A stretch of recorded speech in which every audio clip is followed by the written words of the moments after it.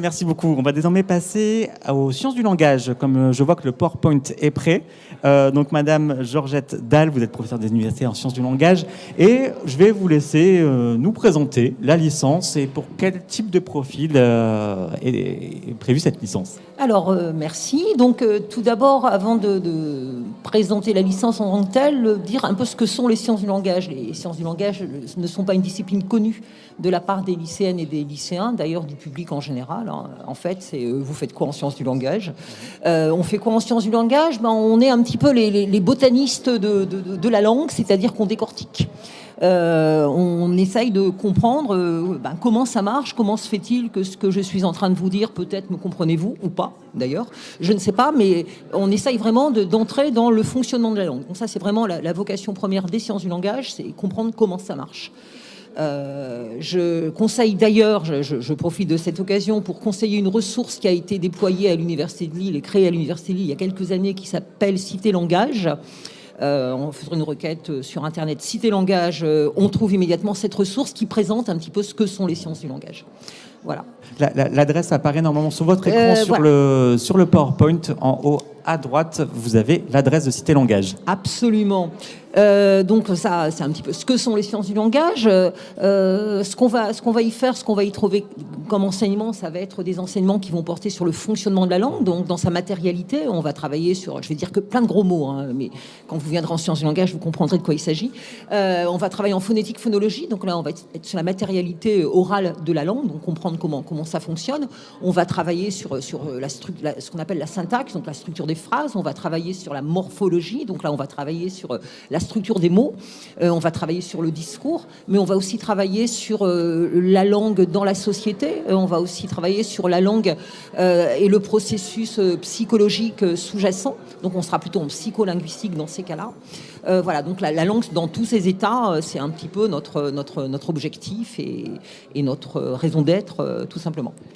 D'accord, et c'est vraiment une discipline dans laquelle on va aborder effectivement le langage un peu sous toutes ses formes. Est-ce que vous pouvez nous détailler un petit peu les différents parcours justement qui sont proposés? Alors, en première année, on a 2 parcours donc sous la mention sciences du langage. On a un premier parcours qui s'appelle linguistique générale et outillée. Et un deuxième parcours qui est le parcours langue des signes française. Donc ces 2 parcours à un tronc commun assez important, vont se différencier par quelques enseignements, en ceci qu'en linguistique générale et outillée, on va avoir des cours d'ouverture pris un peu partout, par exemple en lettres classiques, par exemple en lettres modernes, non pas par exemple en philo, je crois pas qu'on prenne rien chez toi, on devrait. Voilà, mais aussi dans d'autres endroits. En revanche, dans le parcours langue des signes française, on aura des cours d'enseignement de la langue des signes, on aura des cours aussi de compréhension de la question sourde. Voilà. En 3e année, on aura un 3e parcours qui sera proposé, qui est le parcours français langue étrangère. D'accord. Voilà. Du coup, et par la suite, on va pouvoir poursuivre, j'imagine, c'est une formation qui est complète, on le dit, de la licence au doctorat. Quelles sont les possibilités de poursuite d'études ? Possibilité de poursuite, c'est d'enchaîner avec un master sciences du langage. On offre 5 parcours en master. On a un parcours qui est plutôt à orientation recherche. On a un parcours français langue étrangère qui fait suite au parcours de licence qui est proposé. On va avoir un parcours interprétariat langue des signes français, où on forme des interprètes langue des signes français. Voilà. On va avoir un parcours aussi français au Royaume-Uni avec un partenariat que nous avons avec 5 universités au Royaume-Uni. Voilà, donc quelque chose qui est aussi tout à fait intéressant. Et je vais vous dire encore un gros mot qui s'appelle parcours LTTAC, donc lexicographie, terminographie et traitement automatique des corpus, où là on va plutôt travailler et mettre en place des compétences de linguiste informaticien. Et on va donc travailler sur de la lexicographie. On forme des personnes qui vont travailler sur qui vont faire des dictionnaires électroniques. Je le dis de façon très rapide en disant ça. D'accord, de toute façon, si vous voulez plus d'informations, j'imagine qu'on peut vous contacter via le site internet de la Faculté des Humanités. Ouais. Il doit y avoir votre adresse de contact à toute... J'ai évidemment oublié, j'ai honte, mais c'est pas grave, j'assume. Mon nom n'est pas écrit, donc vous ne saurez pas qui je suis. On a beaucoup de nos étudiants qui ont comme projet de devenir professeurs des écoles.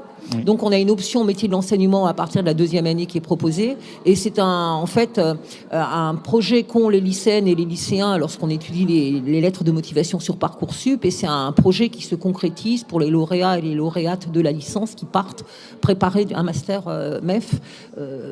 Quand on maîtrise la langue, on maîtrise le monde, au moins, mais en tout cas, on a en place des compétences qui sont tout à fait utiles quand on va être soi-même futur enseignant auprès d'enfants petits ou un peu plus grands.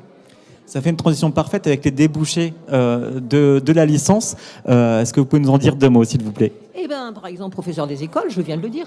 On va être aussi dans les métiers de la recherche. On va être sur de la recherche et développement. Après, évidemment, la poursuite en master. Donc, on va pouvoir être éventuellement dans des entreprises privées qui ont besoin de linguistes dans cette perspective R&D.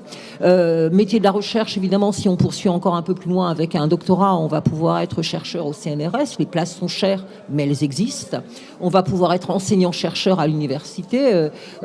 Bien évidemment, mais on va être aussi dans l'ingénierie pédagogique, on va être formateur de formateurs en français langue étrangère, par exemple, on va être lexicographe et plein d'autres choses. On va être évidemment interprète, je l'ai déjà dit tout à l'heure, en langue des signes français. Ok, merci beaucoup. Peut-être le dernier petit conseil, même si je sais que le temps file, sur le remplissage du dossier Parcoursup, si vous en avez un petit conseil à donner. Alors, un petit conseil, ce sera le même que mes collègues. Soyez sincères, montrez que vous avez une appétence pour les langues. Nous, c'est vraiment le prérequis. C'est comment ça marche. C'est ça qui, voilà. Et montrez que vous avez un projet derrière ces sciences du langage. Et soyez honnêtes et sincères dans vos lettres de motivation qui sont lues avec attention. Merci beaucoup, Madame Dalle, pour votre intervention. Et on va passer à la licence.